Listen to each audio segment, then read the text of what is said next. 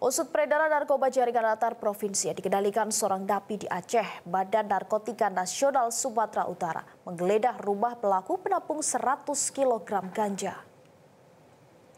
Dengan mengerahkan personil BNN bersenjata, tim pemberantasan narkotika yang diawasi oleh kepala desa atau dusun setempat ini langsung masuk ke rumah pelaku yang kini hanya dihuni istri dan anak pelaku saja.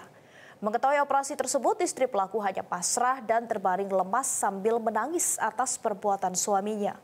Petugas BNN Sumut melakukan penggeledahan ke seluruh ruangan dan tempat-tempat yang menjadi kecurigaan.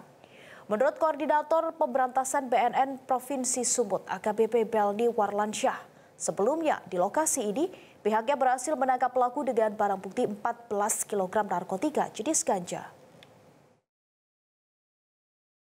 Pernah kami lakukan kegiatan penindakan juga, di mana pada saat itu satu orang diamankan di sini dengan barang bukti ganja seberat lebih kurang 14 kg.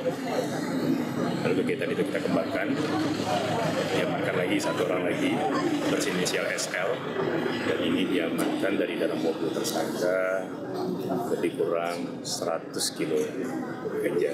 Jelajahi cara baru mendapatkan informasi. Download Metro TV Extend sekarang.